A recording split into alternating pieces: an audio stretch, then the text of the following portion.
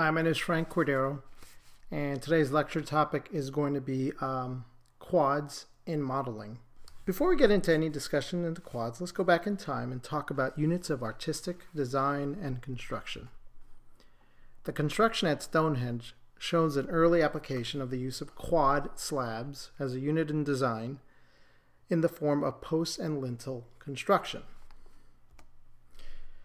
Now, while the Romans didn't always invent new construction methods, they were good at perfecting them, as in the case here at Pont de Gard in France, built over 2,000 years ago, which was basically one of the earliest forms of aqueducts created, which is basically a piece of architecture that helps carry water over great distances. And you can see that the development and the improvement of the arch in particular had a tremendous impact on architectural construction in the centuries to follow.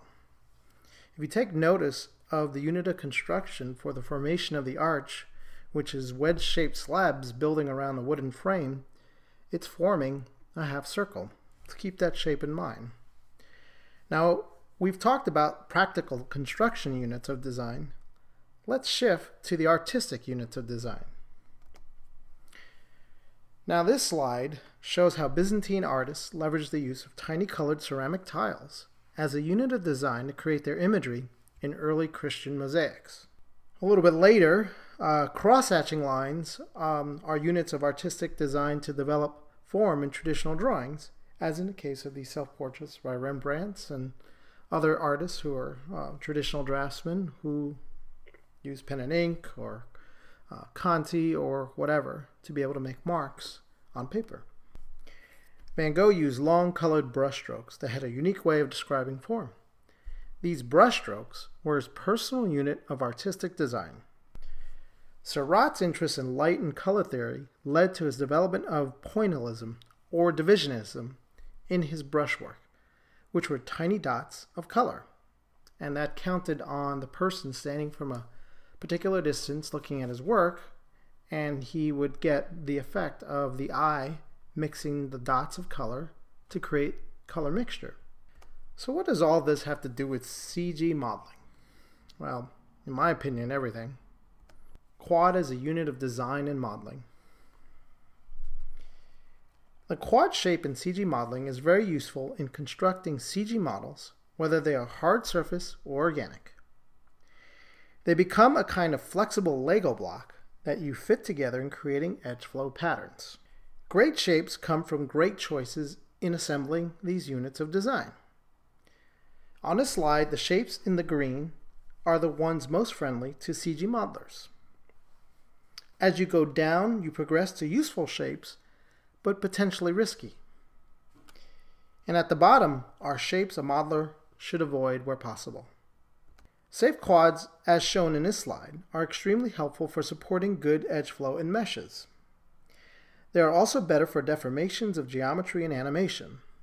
They are less complicated than working with a tessellated or triangulated model, and if used right, can create light and efficient models while also leading to improved renders. Risky or bad quads can create surface artifacts or unintended pinching, affecting the quality of renders.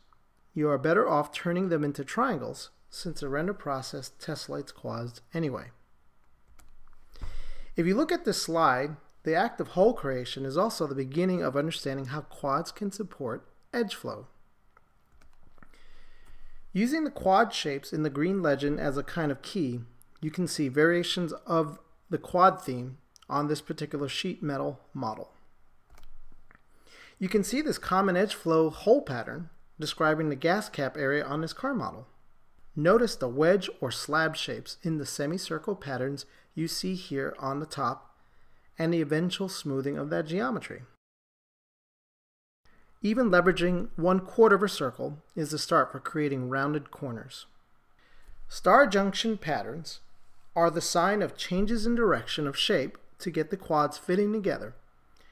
They create opportunities for edge flow to correctly follow form and also add extra detail. See if you can spot the various quad shapes in action in this slide with the legend there to help you. The artist here was incredibly efficient with his choice of edge flow, leveraging the quad shapes to his advantage in this foyer scene. The artist also does a great job describing this chair, as well as finding the right balance between shape quality and efficiency. Notice the wedge shapes in the stairway. The wedge shape smooth to create the stairway you see at the right. In my opinion, it's almost too lean, but lands on a good shape all the same when we go to 3 mode, which is smoothing mode in Maya. Now, as a CG modeler, you will start to learn to look at the world as a wireframe mesh. Take this toy car, for instance. As an exercise, start by finding the major changes in direction in your objects and then outline them. Then you can start coming up with a strategy to how to best plan your topology even before you get started. In my opinion, these past couple of lectures about leveraging quad shapes for constructing proper edge flow in your models is the crux of the foundations for good modeling. If you can visualize proper edge flow, you can build any model, organic or hard surface.